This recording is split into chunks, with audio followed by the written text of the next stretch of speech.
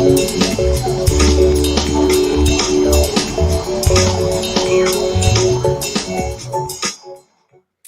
evening, everybody. Welcome to WATN. Where are they now? And our new slot, primetime slot, on a Tuesday evening, every Tuesday at 6 p.m. Welcome. Thank you for coming to see us. So, as you know, every week I talk to iconic South African artists and people in the music biz, local and international. And we try to find out how they came to this point in their lives, which have been very well lived, and what makes them tick. I like to dig in there and find out what it is. In the studio today is a very well-respected gentleman in his industry and in industries he has assisted with. Many moons have gone by, and I've known you for many of those moons. He has achieved many kudos acting as lawyer for a multitude of corporations, both in the industry and out, and in musicians. Please welcome tonight, Derek Rabin. Hello, Derek. Hi, Cindy. How are you? I'm fine. How are you? Fine. I don't want to start on a bad note, but I've been waiting since 3:15 for hair and makeup to arrive. I'm sorry. Not that there's much to do or fix, but you know why, Derek? Yeah. Because it's lockdown. I couldn't get them to go out. out. There you go. I'm so sorry. No you know problem. me, I would have come myself and done your hair and makeup. No problem. But you look fabulous. I'm good. As I said, I've probably known you for about 40. over 40 years or so. Yep. Yeah.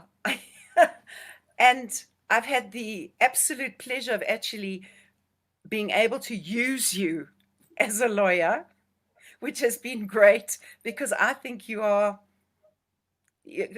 can't touch you when it comes to your knowledge. No, it's the truth. Your knowledge of this business is quite something. And I think that everybody who has had the pleasure of being able to work with you in any form, shape, or whatever has been very lucky. Well, so it is the truth. I'm not here to make anybody feel great. I just want you to feel fabulous all the time. Okay. We already have Jacqueline on. Go, Derek, and Marie DeToy saying hi, best lawyer. So you've already got comments, and we haven't even started yet. Wait, we're getting into it. We got an audience of 2. That's fantastic. So far, only so far. It can only get better from here, darling. All right. I would like to know, of course, because I always ask this is my favorite question. Yeah. How did everything start for you? Because not a lot of people know that you were an accomplished, talented musician before the law came into your life.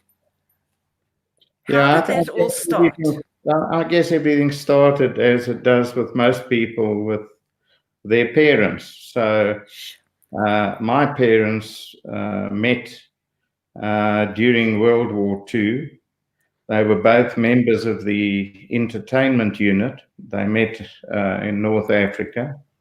My father was a very talented violinist, and my mother was a multi-talented individual. She was a dancer, pianist, and comedian. And so that's where they met. And after the war, they married, and they had 3 children, myself, Trevor, and Mandy. And music was always an essential component of our household. Absolutely. And so my father in particular was very keen that there was an early start. So I started playing the violin when I was 5. And then the piano, I think 5 and a half or 6. And in those days, there were no highways or anything. So great sacrifices were made by my mother in terms of coming from where we lived, which was out in the sticks, into town to the various teachers that I went to, all of whom were the best of breed at the time. Of course. So they had a real commitment to trying to encourage my progress as a violinist, and I did a lot of Eisteddfods, a lot of school performances. Yes. And then my father, by that time, and when I say, well, actually it was a bit after, but I performed with the Johannesburg Symphony Orchestra 3 times, the first of which I was 10. And the last 2 occasions, the leader of the orchestra was my dad. So it was particularly pleasurable. And I think on balance, I was a great disappointment because he wanted me to go to Juilliard and become an internationally famous concert violinist, which didn't work out. It's such a sweet story, though. So my career really as a violinist ended when there was a South African scholarship that was awarded, which at the time was the most important. And he encouraged me to enter, and I resisted because it involved doing theory. So that was an additional thing I had to learn, and I wasn't exactly a great student or diligent. Was as diligent as I should have been in terms of practice, but I did that. And at the time, I was 16, and Oh, wow. he wouldn't lend me the money to buy a motorbike. So I said, well, if I win it, can I use the money to buy a motorbike? Which I did. And then So you won it and you bought the motorbike. I used the money to buy a motorbike. That's and smart. that was largely the end of the career. But my brother and sister took up where I left off and did much better than I would ever have done. So it all worked out okay. Well, you had an incredibly creative family, and I think that that's when something like that happens, you either do it or you don't do it. So Yeah. you did it until you didn't want to do it anymore. For me, I was also, my mother was a piano teacher, my father was a dabbler, but he used to Right. sing, he used to play ukulele. He taught me the ukulele when I was like a kid, and all those things were in the house. So when it's in the house, as I said, you either do it or you don't. My brother never became anything. He wanted to just play the bongos. My sister danced around like a crazy person Right. and Right. became a dancer. So out of all of it, was around 16 when you found your motorbike and you started jawling. I was still doing music, but in a different Yes. way, because at 13, I started a band with some school friends. Okay. And then it became apparent to me that Trevor, who had started the guitar by then, was enormously talented. Sure. So I gently asked the lead guitarist, who's a close friend still today and who's never forgiven me, to leave the band and brought Trevor into the band. And then I did a bit of session work on the harmonica, and in the band I played drums, and then played in various groups thereafter with old-style musicians, Benny Michael, various other people. And I used to play at the Alba Hotel in Braamfontein with Ricky Okay. Annandale. They used to have a jazz thing every Saturday, and Ricky was a terrific pianist. And then finally, and one of the freelance gigs, which Morris Fresco, you'll remember. It's so crazy. Morris actually contacted me today, says, I've got to watch this interview. I have to watch it, but I don't have Facebook. Well, shout out to Morris, because one of the I'm gigs, going to find him. He phoned me and said, look, there's a gig at Kempton Park Town Hall, and we need you to play drums. I said, well, who's the band? He said, well, he doesn't know. He was given 2 names, but they'll be at the town hall when I get there. And we were the support group and backing band for Charles Jacoby. Whoa. And I arrived at the Kempton Park City Hall, and it turned out that both the guitarists were bass guitarists. So it was a bit of a problem, and someone ran out to get a guitar. But Yeah. the only song that the one bass player knew was Shazam by the Shadows. So we did that quite a lot for the first half of the show, and then there was a fellow we met who was both a magician, then he was a juggler, and then he was a knife thrower, not particularly successful in any of those pursuits. And then we backed Mockingbird with incorrect chords from the bass player attempting to play the guitar, and so it went. It was quite amusing. And then finally, I joined we had a trio, Ronald Lampert's trio. I was the drummer with Eric Berend, who you know. I know And we Eric, played of for quite a course. few years, so well Wow. into our 20s. Yeah. So that's the sum total. Oh, and the Troubadour I played at Of course, you would have. when folk was the fashion, and I played blues harp, and Ian, Lawrence, and Richie were big supporters and very kind. I used to play with them quite a bit, so it was very enjoyable time. Well, I think it was easygoing. You know what I'm saying? It was fun and it was light and it was easygoing. There wasn't the pressure of, oh my God, you've got to crack it in the business and you've got to do this and you've got to do that. I think you were just doing it because you loved it. No, it was all about enjoying it. I don't think. Yes. I mean, Trevor knew early on that he wanted to be a musician, and he was Sure. pretty sort of single-mindedly focused on that. And he's achieved moderate success. Hopefully, he'll break. Moderate. Yeah.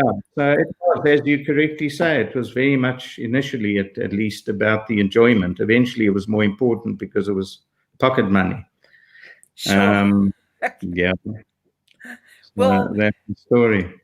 I think, I'm going to say something really out of it because, whoever decides to be a professional musician or doesn't, sometimes people lose the track and they lose the sight of what it's all about, really.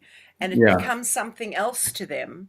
And it becomes that desperate plea to the world to see me, hear me, I've got to be a star or whatever it is. And I think that you lose a lot of the joy that music really encapsulates. You lose a lot of that. It's a very difficult industry. I mean, as with all industries, there are good people and there are not so good people. Yes. But the music industry, I think at the time that, if you talk about the 80s, and I guess everybody says this about the time that applies to them. Yes. But it was really a time of great joy in the industry. There was an enormous amount of camaraderie, notwithstanding the politics, as between black and white. There were no differentiators in terms of accepting people. No, in the music business, absolutely. For that and other reasons, it was a very happy time. But as I say, everybody talks about their time as being a time that will never be the equal of or repeated. So I may be wrong, but for me, at any rate, I mean, it was a stellar time. But I want to read you one quote. I'm technologically disadvantaged, but let me. You've been doing very well. Okay, before you read the quote, let me just tell you, we've got Michael Bricker here. We've got Tim Hill all the way from the UK. We've got Indiana Woodward, your uncle. He's your uncle Danielle in California. Hi, Danielle. Nice to see you. Michael Bricker again. Howard Pelkovitz. Very important. Audrey Hart. Lorraine Rabin. Sorry, I can't read so well. And those people are watching you right now, besides all the other people that are there. Wonderful. So just saying hi to the family. Say hello, everybody. Let me give you this quote. This is a quote by an author, Hunter S. Thompson, who wrote this sort of definitive book on the Hells Angels. Was quite a renegade, led quite a wild life, was very friendly towards the end of his life with Johnny Depp, who, when he died, had the body cremated and shot out of a cannon. But the quote from Hunter Thompson is as follows: "The music business is a cruel and shallow money trench, a long fantastic hallway where thieves and pimps run free and good men die like dogs. There's also a negative side. So that's Hunter S. Thompson. Derek, that's one of my It favorite wasn't quotes. nearly as bad, but anyway, I mean, Absolutely. yeah, No, it's been that bad, okay? Let's yeah, be honest. I mean, you've seen different sides of it. So, having been in a courtroom with a yeah, very famous court case that yeah. came along, before I hit that, I just want to ask, when did law grab you? What made you decide on law? Um,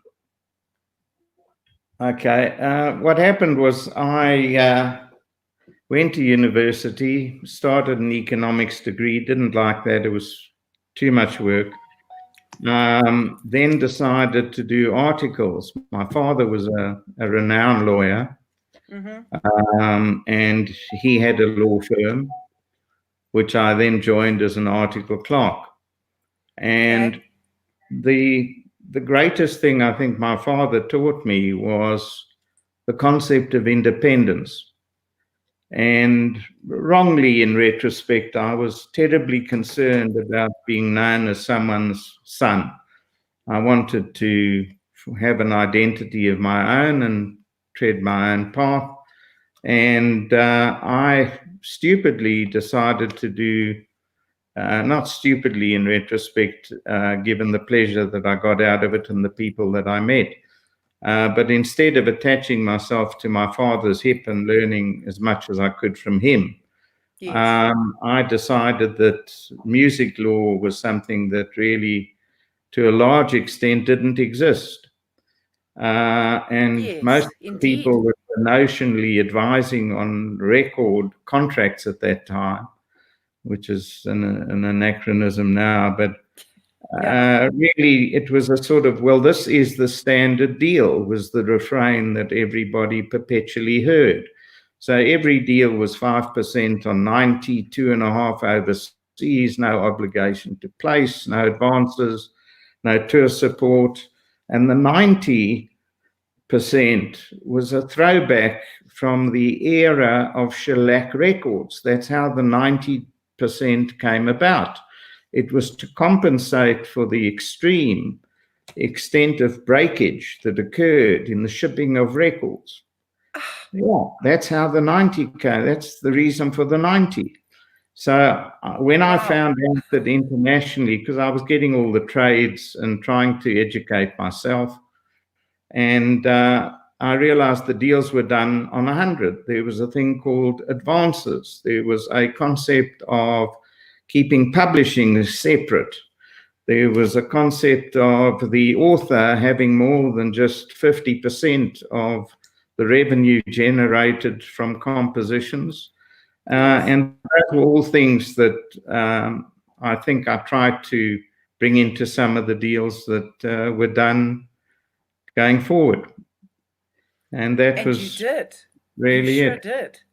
You see, choosing music law, I mean, I think it's an extension of where you came from, obviously, with your Yeah, family and stuff. And you didn't quite want to do what your dad was doing and the corporate law or the articles as it was.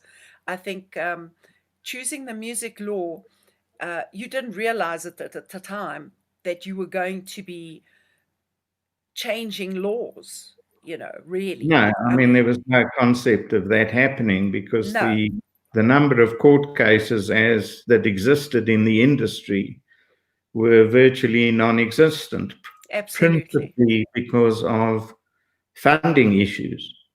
Always. Court cases are Mus- not inexpensive to run. If it's a high court case, you because of our legal system in South Africa, where you have a yes, sidebar and a bar, you need advocates because lawyers weren't, not lawyers, but attorneys weren't permitted to appear in the High Court.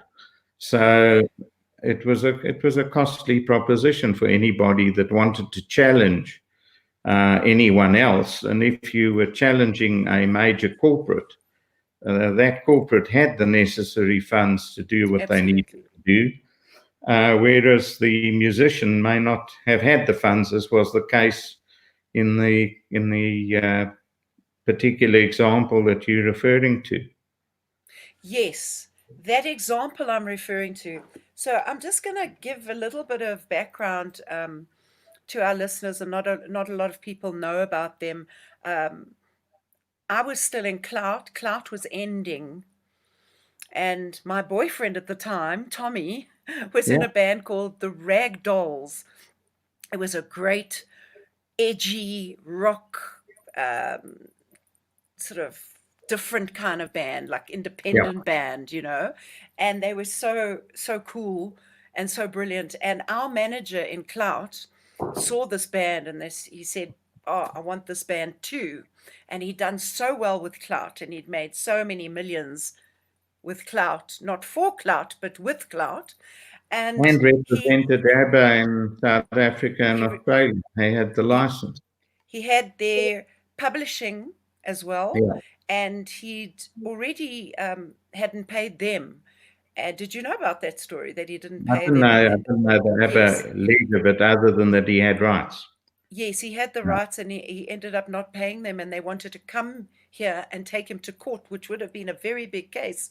But at the Yeah. time, if anybody had come here, they were being banned by their unions, and they were being Okay. boycotted. So nobody could do it. I mean, even when Clout went over, we were not allowed, we were number 2 in the UK, and we were not allowed to even pick up a guitar and pretend to Yeah. sing. I remember those They days. took a video from Holland. So Yeah. all the unions and the boycott thing and all that was very heavy in those days. So Graham, our producer, took the Rag Dolls as a band and proceeded to not deliver, basically. Okay. Well, let me just, if I can Then just I want finish. to give it over to you. Okay, so what happened in that case is he had a recording company called Sunshine Records. Yes. Sunshine Records, the band was signed to Sunshine Records, and it was the usual deal: 5% on 90, to half of that overseas, no obligation to place, all the things I alluded to earlier. And he then signed a publishing deal with them through another of his companies. And then he had a management deal with them. So he was the record company, Everything. the publisher, and the manager. And of course, as a manager, you owe a fiduciary duty, particularly if the people you represent are young, inexperienced people from a business perspective. There is an inherent moral duty that I think, leaving aside any legal uh, uh, obligations that you may undertake as the manager. But in any event, so they came to see me, and he hadn't released anything. The agreement didn't provide for any obligation to release.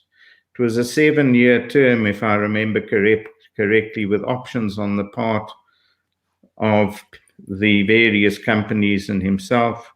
And to cut a long story short, I said, well, we need to cancel the agreement, which we wrote and did. And he briefed a large firm of attorneys, and I spoke to the partner concerned. I said, I don't believe you've got a basis because there's been total non-performance. This whole thing is riddled with conflict of interest. And he said, we're going to courts, which they did.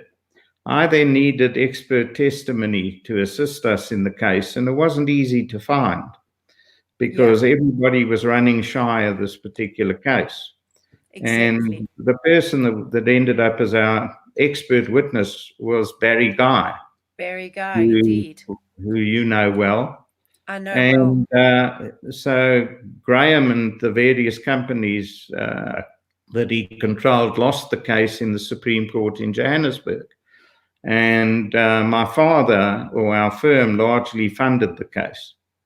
I know. And then out of the blue, I got notification that they intended to appeal. And the appeal ended up going to 5 judges in Bloemfontein.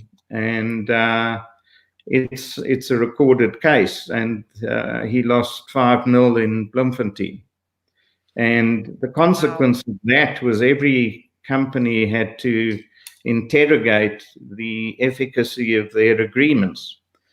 And the good news for me arising out of all of that was the fact that they turned to me to do their amendments to ensure that they didn't fall foul of the judgment. So that's when I sort of made a partial transition to industry representation in the context of corporates rather than artists. And you were the go-to guy, you became the go-to guy. Anybody who had any problem with the content.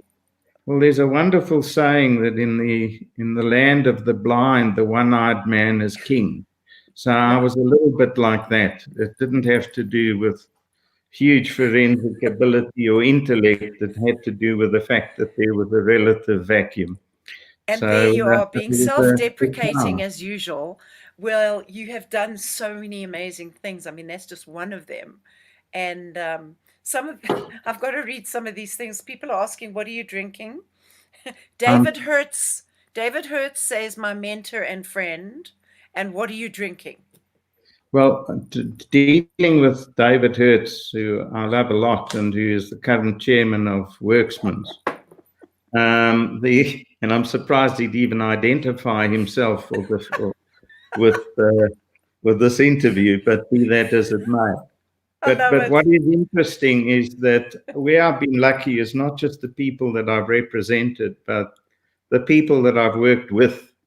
And over the period that I was involved with the record side of things, or the entertainment side of things, I had 3 associates that worked with me, juniors that worked with me. One was David, who's now the chairman of Worksman's, which is one of the preeminent law firms in the country. Yes. The other is Ira Epstein, who went on to represent Mango Groove. I remember that. And worked with me extensively, who's now the chairman of Fluxman's Attorneys.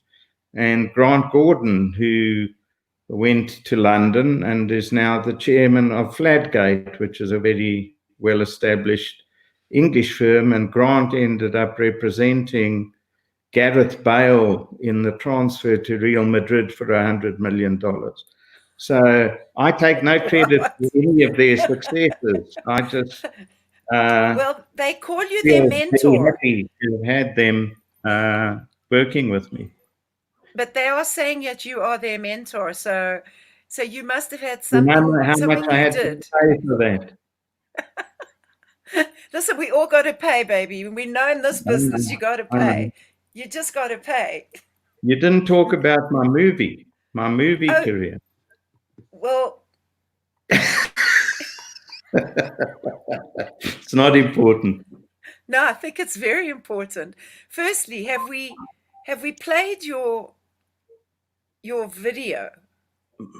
No, it's and you may not want to, but anyway, what the video was there was no television when I was growing up. Yes. Because as everyone knows, I'm senile and decrepit at this stage, but there was no TV. And I think my violin teacher or my father got a call from someone who was making a movie. It was an Afrikaans movie called Jy is lieflik van aand, which I didn't fully understand the message behind it. But in any event, they wanted me to play the violin, and they juxtaposed me playing the violin with an accompanist who in the movie was a gentleman who wasn't on the recording because my mother was the pianist that accompanied me. But be that as it may, they sort of threw this piece, which had absolutely no relevance to the movie in any manner or form, into the mix. And my daughter, Jacqueline, who lives in New York, found this piece. I don't know how she found it, and she sent it through. And the recording I sent you is actually recording it from the TV, replaying it on a video. So, well, anyway, I think that's a good background story. Yeah. Julian, let's see that video. I want to see I it, was, I think, please. 9 or 10. Derek Rabin. Derek Rabin die speelvariaties op het thema van Corel. Should do it sideways.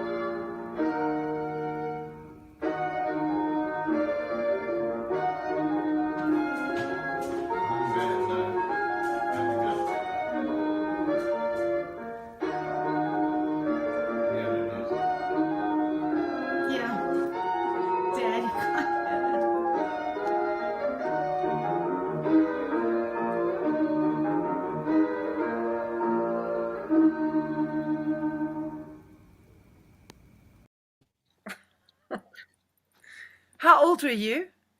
I think I was 9 or 10. Man. There was an intonation slip in the last section, but we won't talk about Oh. We never let ourselves go, do we? Yeah. God, no. Oh, I was out of tune. So, yeah, I think we are perfectionists at heart. When you're a musician, or if you work, I mean, in the law, you have to be a perfectionist. And I think sometimes we're very hard on ourselves and self-deprecating as we do.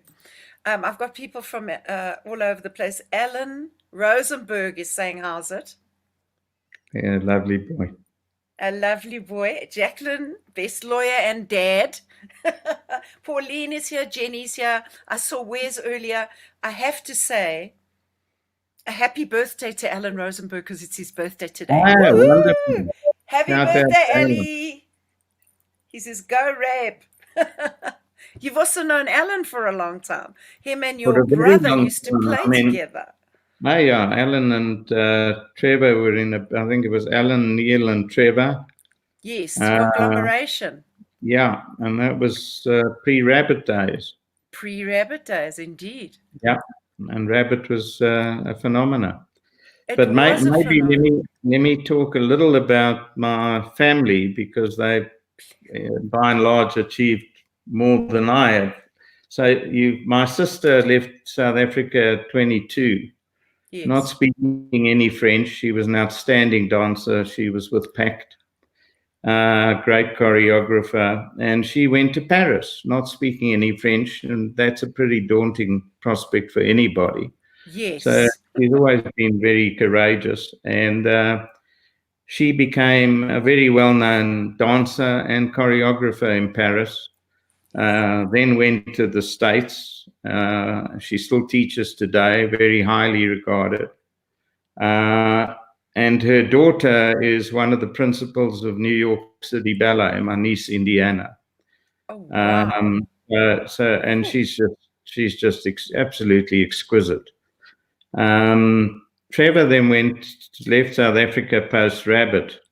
And I must say, in relation to Rabbit, whilst the four boys had their pictures everywhere and had a level of fame that's arguably not been equal, there were two people who played an enormous role in the success of Rabbit, who sort of are mentioned in dispatches but not fully recognized. And the one is Yes. Patrick van Blerk.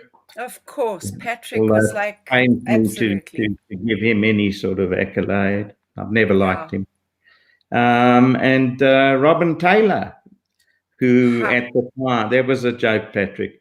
So Robin Taylor, who at the time was running a record company, which was quite unique because it was funded by a major corporate, industrial corporate. So they had a big bank balance. But Robin really went to town on Rabbit. The level of promotion The level of and promotion was the insane. level of production costs that was put Yes. into Rabbit at the time was pretty extraordinary. And Makes then a big difference. Yeah. And then Trevor went to London to Chrysalis. Yes. Well, he actually we had a joint venture company. He had a joint venture company, but was signed to Chrysalis as a solo act. Okay. And then I'll tell a story which I think is relative to what you alluded to earlier, which is that the industry is tough and to get the break is tough. Yes. So the company, the independent at the time, was Geffen Records. Yes. And the head of A&R at Geffen Records was a guy called John Kalodner. John Kalodner, Who absolutely. found Guns N' Roses, amongst other things.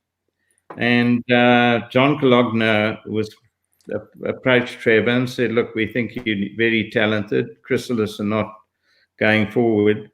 And we'd like you to join a band. And Trevor went to a rehearsal of this band, didn't particularly want to join the band and didn't. And the band turned out to be Asia.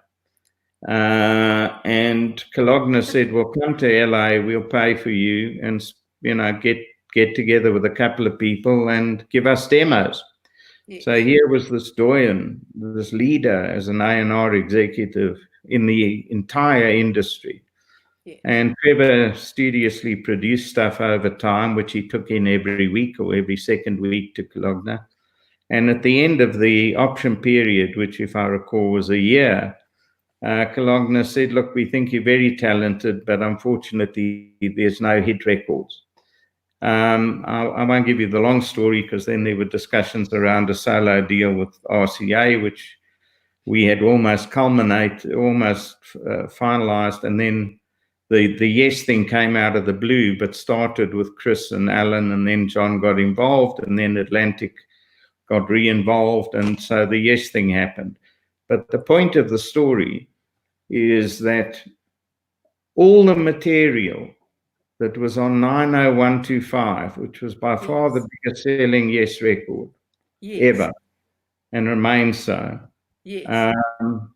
And the only number one record that they've ever had in any jurisdiction, let alone America, was amongst the product, or was the product that was provided to Kalogner, none of which he considered to be worthy of release.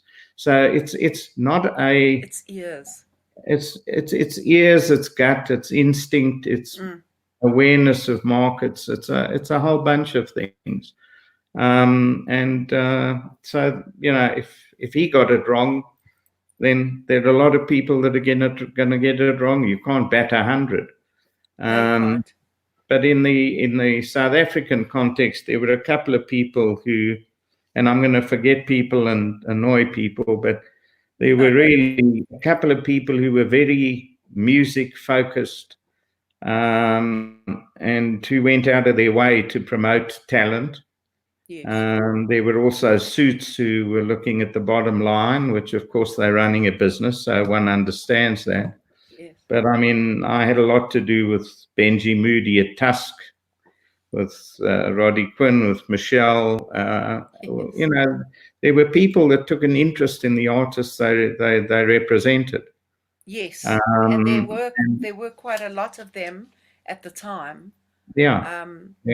I And you have think people like Brenda. I mean, Brenda was just, I love Brenda. I mean, Brenda she was was fantastic. a trip. I mean, she was something. She And was Sipo something. and, a lot of great artists around. And The there was real talent. metamorphosis. There Pardon? was real talent, That's the thing, is there Um, was this huge metamorphosis of the music business. Listen, going right back to even the Sophia Town days and all that, the Hugh Masekela's and all these guys, even Dollar Brand, Ibrahim, yeah, and all these people, there was so much talent always emerging from yeah. this crazy, mad mishmash of this absolutely, I don't know, melee of politics and fight and hatred and pain and love and all these things, and it brought so much together musically in this country. Yeah, and the politics played a significant role. Yes, I mean, a very yes, close friend of mine is Ati van Wyk. And I've been involved with Ati since he started the business. and it was And big big concerts. concerts, yeah. And big concerts is a top 20 promoter in global terms. Yes, absolutely. Um, I think they've ranked 15 or thereabouts. But the point is that if I had been approached to start a company involved in the promotion of artists with the sort of risk and the outlay that entailed, Yes, big concerts would have come and gone in about 3 weeks. Because what people don't appreciate, they look at it as it has evolved over time, but they sure. don't understand the background. They don't No, understand the history and the courage that it took to do what was done, because you yes, were at risk every time you did a show. There was no bank or corporate standing behind you.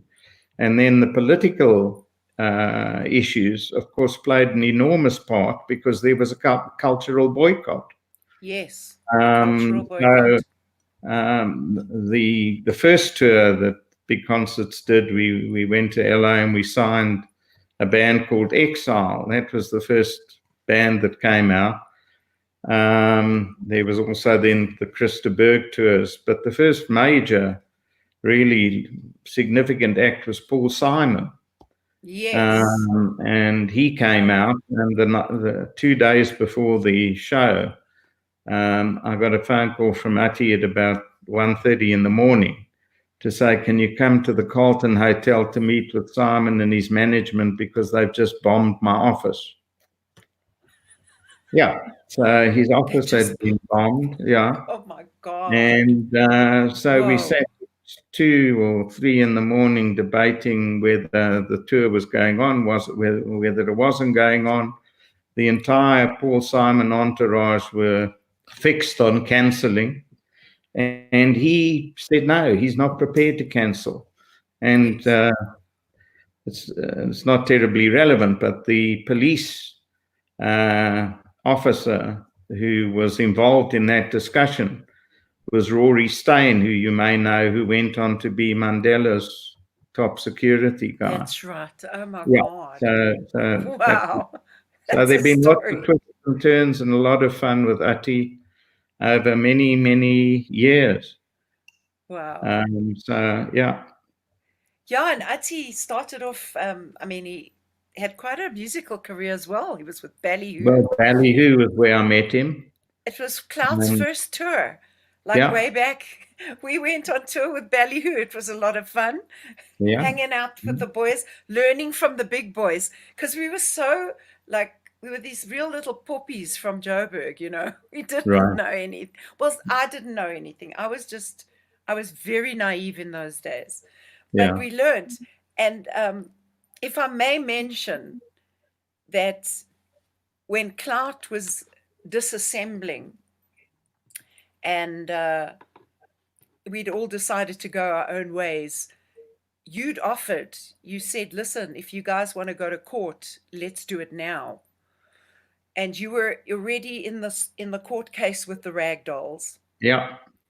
Our guitarist had just left to go. She'd booked a ticket to America for a break. Our bass guitarist had just left.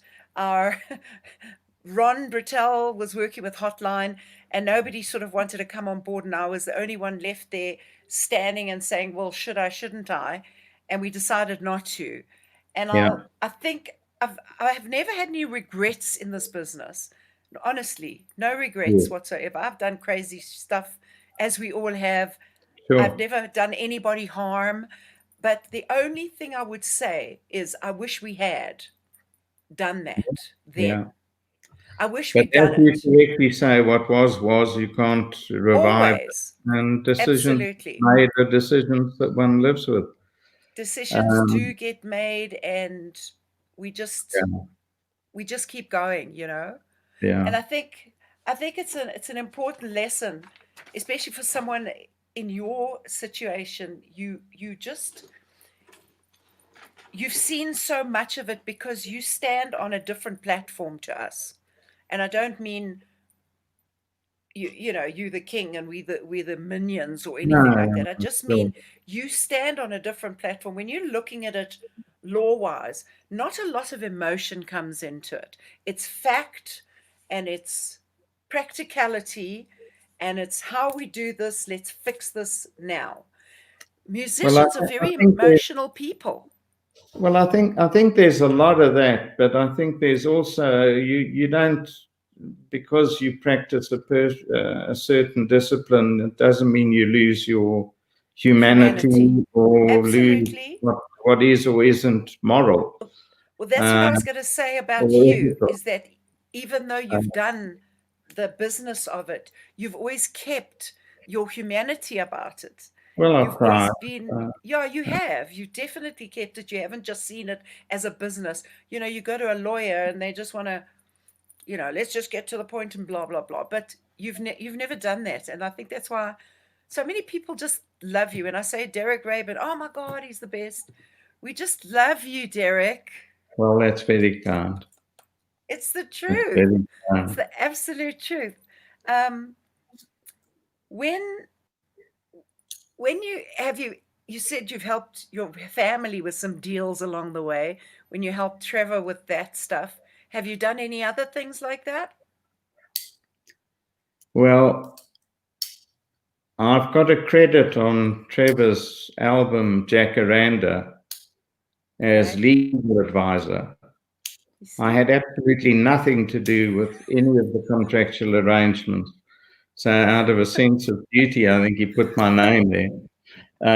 But I did represent Trevor and Rick Wakeman when they did the tour deal on what was ARW, which was a fantastic tour. I was lucky enough to see it in Israel and elsewhere.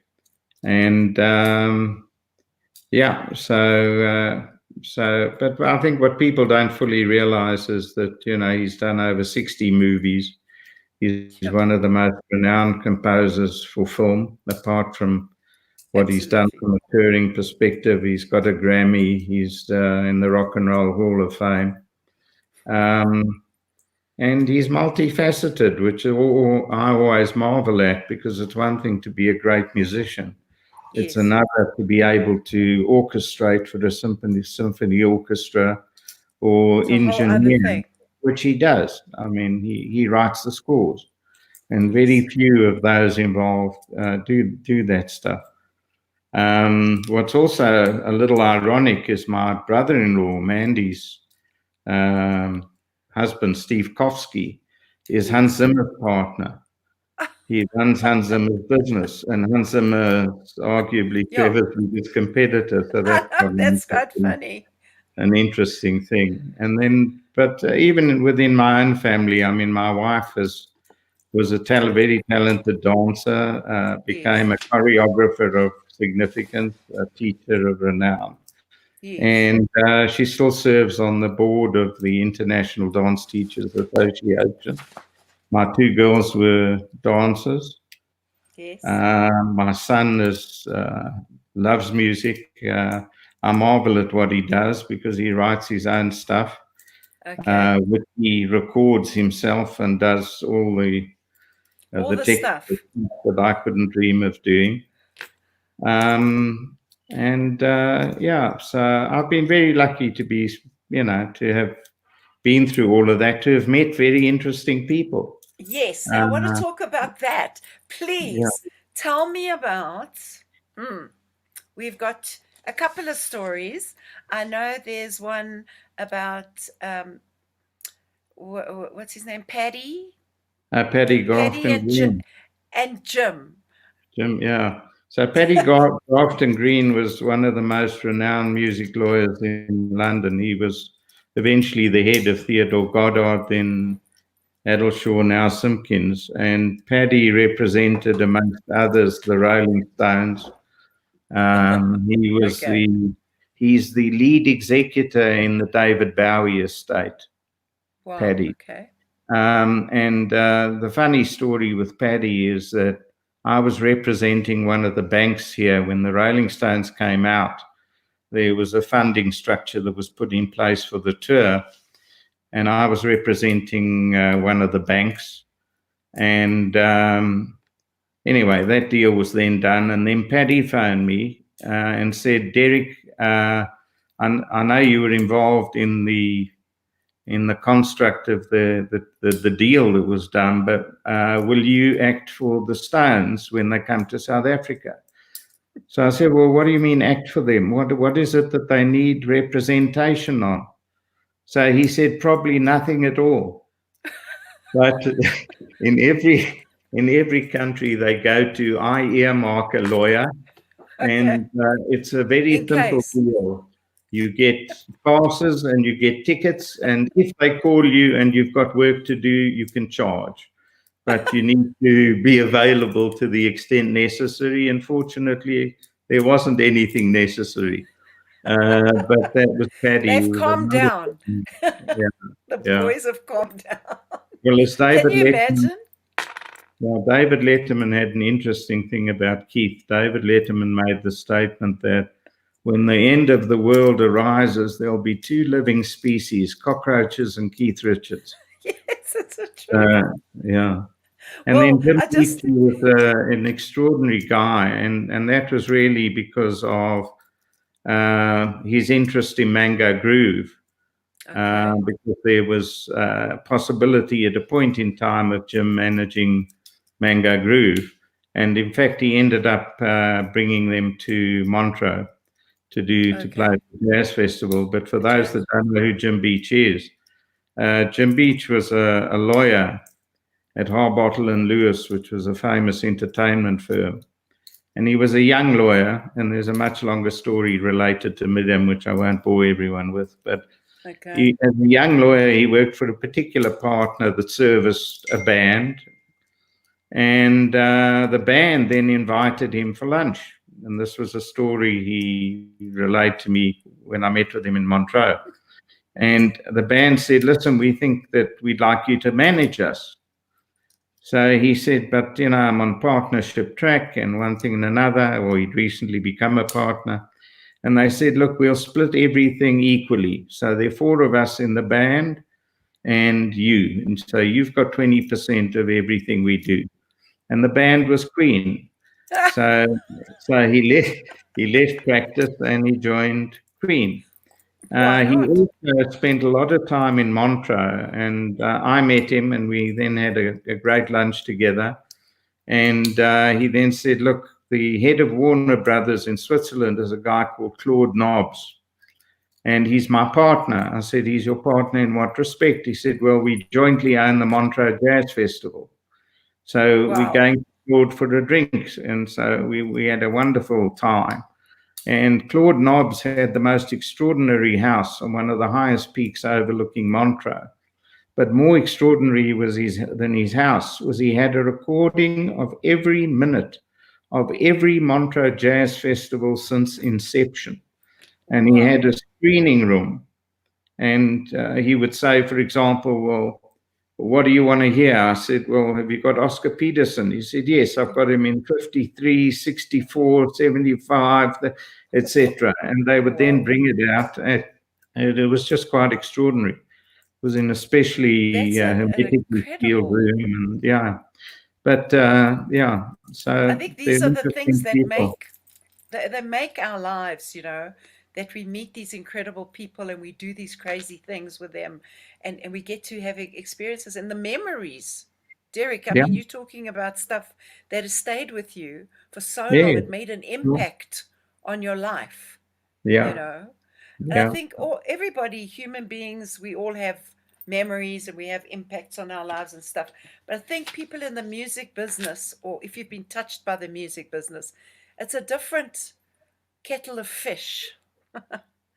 I just yeah, think it's yeah, it's just um, a different state of being when you've been in the music business, and you yeah. also you're in the music business, whether you're a lawyer or whatever. You've been touched by all those beautiful moments, Oh, yeah. and I mean, there's nothing you would want to do differently if you had to choose anything. Would you have done anything differently? No, I mean, I've got great memories, and you know, I was fortunate to act for a lot of really talented and interesting people. Brenda was fantastic. Ray And was you know, Ray Ray Perry was a Peary, oh, he was good a guy. divine man. Um, Name the and names, darling. People want to hear yeah, them. well, there was a lot of talent around. I mean, you know, Leslie Ray Dowling for me was always a major talent, Wow. and I think was deserving of much greater success. But that was of her Yes. own choosing. Yes. Um, but you know, people like Johnny Clegg. I mean, I was really. I went to Johnny's performance in New York, and I took some family members, and it was an extraordinary meeting. And the you know, he could have sold 5 nights, and I mean, Yes. Roddy put a fantastic tour together at the end. And Johnny, apart from being musically very talented and writing significant songs, he was a unique individual. He Yes. was really multifaceted. He was possessed of significant intellect. Yes. A great Uh, orator. He spoke yeah, so and he was well. He really had so much to open as say. we could want. Yeah. No, he was a So smart, he smart sadly guy. missed. Yeah, Mm. yeah. The one person I must give some credit to is Doug Band, who ran Yes. Gallo before he Yes. went on to do bigger and better things in the corporate world, and became, in fact, I think, the most highly sought after non-executive director in the country. But I think it was a deal for Patrick van Blurk, and suddenly he was coming to the meeting, and I didn't quite understand why, because you know, it normally wouldn't have required his attendance. And anyway, we did the deal and everything. We got on quite well. And then I got a phone call about a week and a half later to say, I'm in London. Can I come and see you when I get back? Because I think they were doing a CBS license or something. So anyway, the point is, he was very good to me over all the years, very supportive. And again, was someone who had an interest in the people that were signed to their roster. Yes. As did people like Ivor Harburger, for example, who you Yeah. remember, you Yeah. know, I well, remember. and Michelle, Michelle Roddy. was also, yeah. These Yeah, people's, you say the names, and I love talking about the stuff because it reminds me of things that I've done, of course, but more than anything, I hear your story, and you'll say a name, I'll go, of course, yes, blah, blah, blah, blah, blah, blah. And um, where, when did you really understand the sort of the ramifications of what you did in the Ragdolls case? Did it kind of just come back at you slowly that people would talk about it or stuff like that? Or was it like, wow, geez, no, it was. look what we just did, you know? No, I think the minute the judgment came out, it was apparent, not to me Yes. necessarily, it was obviously apparent to me, but I think it was apparent to the industry that things needed to change. Yeah. So deals suddenly became payable on 100, because it wasn't just that it was 90% in the early days. First of all, the royalties were on 90%, there were no advances, but more importantly, there was a shopping list of deductions Yes, before you even got to the royalty. And one of the deductions, ironically, was packaging. And packaging was already that 10% that shouldn't have been a deductible in the first place. So I think the industry and many people embraced the change and understood the consequences. In fact, that case, really, there was no local learning on it, other than sort of standard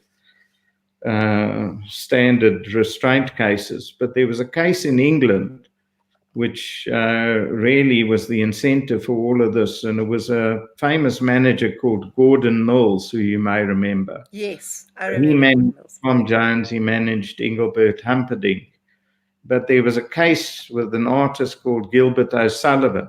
Yes, I remember him. Well, that was the case, and that was where we pulled a lot of the information from. And the argument that we advanced in the local case. Yeah. I think firstly, this interview has just been so deeply informative to a lot of people out there who don't understand those kind of stories. Speak to musicians, it's a different thing. You talk to a musician, he's got his perspective, but you saw it from different perspectives, as well as being a musician yourself in your heart and having that care for other musicians. You've always been very, what's the word? You've been friend of musicians. You know, even though you've been working on something for them, you've been very helpful to them.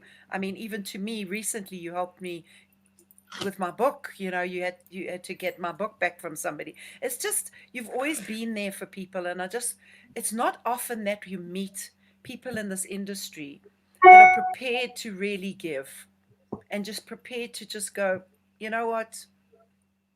It's okay if I give a little bit without taking. But that being said, one of the things that is interesting to me is the fact that when there is a cause worth supporting, yes. If you take the concerts in relation to Bangladesh, the concerts to raise funds for starving people in Africa, that extraordinary thing that Bob Geldof was responsible largely for. It's always the musicians that give. Yes. And it's almost as though that is a standard expectation that people have, that the first port of call is to go to musicians who will be supportive if the cause is a just cause and worth support, worthy of support. And contrast that with the managers who say to the artist, look, I've got a gig for you next Saturday. There's no money in it, but it'll be good for your career. That's an oft-heard comment. No, we don't do that anymore. No, we definitely don't do that anymore. When if you're sitting in your life right now, so we have to unfortunately wrap up the show. We are, wow. No, probably well over. Sorry, I've been talking. No, it's quite. Do not say sorry. I'm loving it, of course, and I know everybody else is here. Shelley, hello, Shelley. You're here a bit late, honey. We're finishing, but you did have a lot of people on board. A lot of people saying hi. Derek, so the question always is, because the show is called "Where Are They Now?" Right. So where are you now? Where are you now? I'm a consultant at Worksman's, where they fortunately allowed me back to sit. because I've got a long history with the firm. And I really run a legal and advisory business, but work extensively with lawyers at the firm who are amongst the best that there are. So Yeah. I'm very happy with the space in which I find myself at the moment. And also, probably more importantly, I'm amongst friends. So Yes. that's always that's an intangible that isn't that easy to come across. Sure. To be So held like that in your industry as well. When, I mean, I lived in LA for so long, and it's such a cutthroat thing, and I never yeah. experienced that so much here. I don't think people here are as cutthroat as they are, say. Well, it's not just cutthroat. There's such a dishonest That's it. dishonesty in terms of Yeah. approach. So everybody purports to be your best friend and to Yes. only have your best interests at heart.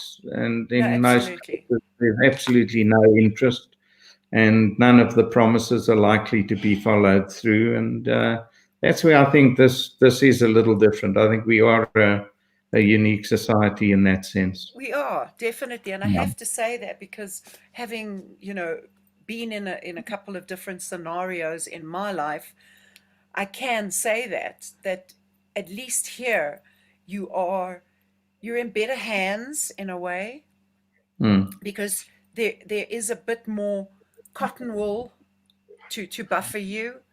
Yeah. You won't be cut by, cut on the knees and fallen to the floor before you've said uncle. So I always try and see the humanitarian side of everything in life. It's Yeah. just the way I like to look at life. And when I see, that's why I speak highly of you, because you have always had an Yeah. incredible humanitarian way of looking at life and giving back and being available for people who need something. And I think that's a hell of a thing to leave as a legacy in your life. And I think you've pulled that off real well. No, it's been a good ride. It's been a good ride, hey? Yep. So, everybody, Okay. Derek Rabin, thank you for joining me Thanks so today. much for having me on, Cindy, and it's great talking to you. It was great talking to you. What a pleasure. I'm loving the show. Thanks to DiscovrTV for giving me this platform. I'm so enjoying it. Next week, Tuesday, we've got the Staccatos. We're going way back, kids. It's going to be fun talking to them. Do you remember them, Derek? Indeed, yeah. I'll never forget that band also, because the drummer, Brian, used to live in a Marantia where I grew up. So I've known him since I was a kid as well. I think we've all been around, haven't we? And then being in South Africa, it's a small community. Everybody knows everybody. So it's been a joy. Thank you to all those wonderful people that have been out there watching and listening. We see you all. We appreciate you all. Keep them coming so that this show goes absolutely viral. And bless you all. See you next week. Ta-ta. Cheers. Cheers.